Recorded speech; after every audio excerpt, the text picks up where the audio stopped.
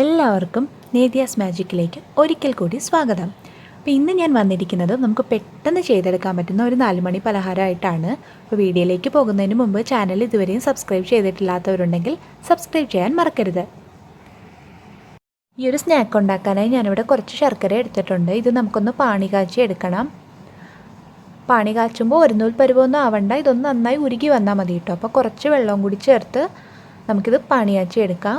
ഒരുപാട് വെള്ളമാവാതെ ശ്രദ്ധിക്കണം കേട്ടോ. ആ ടൈമിൽ നമുക്കിവിടെ മാവ് റെഡിയാക്കാം. അതിനായി ഞാനിവിടെ 1 കപ്പ് ഗോതമ്പ് പൊടിയാണ് എടുത്തിരിക്കുന്നത്. ഗോതമ്പ് പൊടിക്ക് പകരം നമുക്ക് മൈദ യൂസ് ചെയ്യാം. പിന്നെ ഒരു പഴം, ഞാലിപ്പൂവൻ പഴമാണ് ഞാൻ എടുത്തിരിക്കുന്നത്. പഴം വേണമെങ്കിൽ ഒന്നുകൂടി ആഡ് ചെയ്യാം കേട്ടോ. എനിക്ക് അധികം പഴം ചേർക്കുന്നത് ഇഷ്ടമല്ലാത്തതുകൊണ്ടാണ് ഞാൻ ഒന്ന് ചേർത്തത്. പിന്നെ 1 നുള്ളി ഉപ്പും 1/4 ടീസ്പൂൺ ബേക്കിംഗ് സോഡയും കൂടി ചേർത്ത് നമുക്ക് നന്നായി ഒന്ന് മിക്സ് ചെയ്തെടുക്കാം. അപ്പോൾ ഈ ശർക്കരയ്ക്ക് പകരം നമുക്ക് പഞ്ചസാര വേണമെങ്കിലും യൂസ് ചെയ്യാവുന്നതാണ് കേട്ടോ. ഇനി ഇതിലേക്ക് നമ്മൾ ഇപ്പോൾ പാണി കാച്ചാൻ വെച്ച ശർക്കര ഉണ്ടല്ലോ, അതിപ്പോൾ നന്നായി ഉരുകി വന്നിട്ടുണ്ട്. അതുകൂടി ചേർത്ത് കൊടുക്കാം.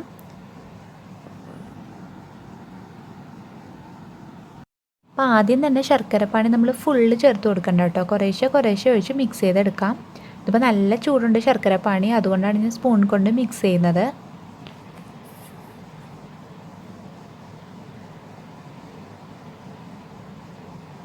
നമുക്ക് സ്പൂൺ കൊണ്ടൊന്ന് മിക്സ് ചെയ്തതിന് ശേഷം കൈ ഇടയ്ക്കിടയ്ക്കൊന്ന് നനച്ച് കൊടുക്കണം കേട്ടോ. എന്നിട്ട് കൈ കൊണ്ട് നന്നായി ഇതൊന്ന് മിക്സ് ചെയ്തെടുക്കാം. ഈ ഒരു പരുവത്തിന് വേണം നമുക്ക് മാവ് റെഡിയാക്കാൻ. ഇനി ആ മാവ് ഒരു ബോൾസാക്കി എടുത്ത് നമുക്ക് എണ്ണയിലിട്ടൊന്ന് ഫ്രൈ ചെയ്തെടുക്കാം. ഞാനിവിടെ ഉണ്ണിയപ്പക്കാരയിലാണ് കേട്ടോ ഫ്രൈ ചെയ്യുന്നത്. അപ്പോൾ ഉണ്ണിയപ്പത്തിന് ചെയ്യുന്ന പോലെ ഒരുപാട് എണ്ണയൊന്നും നമുക്ക് ആവശ്യമില്ല, കുറച്ച് എണ്ണ ഒഴിച്ചു കൊടുത്താൽ മതി. ഇനിയിപ്പോൾ നിങ്ങളുടെ കയ്യിൽ ഉണ്ണിയപ്പക്കാര ഇല്ലെങ്കിൽ കുഴപ്പമില്ല, വേറൊരു പാത്രത്തിൽ നമുക്ക് എണ്ണ ഒഴിച്ച് വറുത്തെടുക്കാവുന്നതേ ഉള്ളൂ.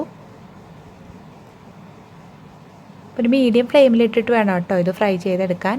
നമ്മൾ ഉണ്ണിയപ്പത്തിനൊക്കെ ചെയ്യുന്ന പോലെ തന്നെയാണ്, ഉണ്ണിയപ്പത്തിൻ്റെയൊക്കെ പോലൊരു ടേസ്റ്റ് തന്നെയാണ്. പക്ഷേ അത്രയും ഇൻഗ്രീഡിയൻസ് നമുക്കിതിന് ആവശ്യമില്ല. അപ്പോൾ എല്ലാവരും ഇതൊന്ന് ട്രൈ ചെയ്ത് നോക്കണം കേട്ടോ. വളരെ ടേസ്റ്റിയാണ്. മാത്രമല്ല നമ്മളിവിടെ ഗോതമ്പ് പൊടിയും ശർക്കരയൊക്കെ ആണല്ലോ യൂസ് ചെയ്തിരിക്കുന്നത്, അതുകൊണ്ട് തന്നെ ഹെൽത്തി സ്നാക്കാണ്. പിന്നെ കൂടുതൽ എണ്ണയും നമ്മൾ യൂസ് ചെയ്യുന്നില്ല ഫ്രൈ ചെയ്യാനായി.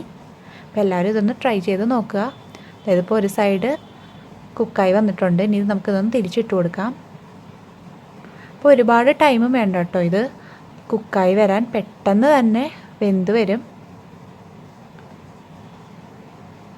ഇതിപ്പോൾ റെഡി ആയിട്ടുണ്ട്. ഇനി ഇത് നമുക്ക് പാത്രത്തിലേക്ക് മാറ്റാം. എന്നിട്ട് ബാക്കി മാവും കൂടി ഇതുപോലെ ചെയ്തെടുക്കാം. 10 മിനിറ്റ് കൊണ്ട് ചെയ്തെടുക്കാൻ പറ്റുന്ന ഉണ്ണിയപ്പത്തിൻ്റെ റെസിപ്പി ഞാൻ ഇട്ടിരുന്നില്ല. അപ്പോൾ അത് കാണാത്തവരുണ്ടെങ്കിൽ ഞാൻ ഡിസ്ക്രിപ്ഷൻ ബോക്സിൽ അതിൻ്റെ ലിങ്ക് കൊടുക്കാം, ഒന്ന് കയറി കാണണം കേട്ടോ. അപ്പോൾ അതുപോലെ തന്നെ പെട്ടെന്ന് ചെയ്തെടുക്കാൻ പറ്റുന്ന ഒരു 4 മണി പലഹാരമാണ് ഇതും. പക്ഷേ ഉണ്ണിയപ്പത്തിൻ്റെ അത്രയും ഇൻഗ്രീഡിയൻസ് നമുക്ക് ഈ ഒരു പലഹാരം ചെയ്യാൻ ആവശ്യമില്ല. അപ്പോൾ എല്ലാവരും ഇതൊന്ന് ട്രൈ ചെയ്ത് നോക്കുക. വീഡിയോ ഇഷ്ടമായെങ്കിൽ ലൈക്ക് ചെയ്യാൻ മറക്കരുത്. ഒപ്പം ചാനൽ ഇതുവരെയും സബ്സ്ക്രൈബ് ചെയ്തിട്ടില്ലാത്തവരുണ്ടെങ്കിൽ സബ്സ്ക്രൈബ് ചെയ്യാൻ മറക്കല്ലേ. സബ്സ്ക്രൈബ് ചെയ്യുമ്പോൾ വരുന്ന കുഞ്ഞു ബെല്ലൈക്കണില്ലേ, അതുകൂടി ഒന്ന് ക്ലിക്ക് ചെയ്യണം കേട്ടോ. എങ്കിൽ മാത്രമേ ഞാനിടുന്ന വീഡിയോ നോട്ടിഫിക്കേഷൻ നിങ്ങൾക്ക് ലഭിക്കുള്ളൂ. മറ്റൊരു റെസിപ്പിയുമായി വീണ്ടും കാണാം. താങ്ക്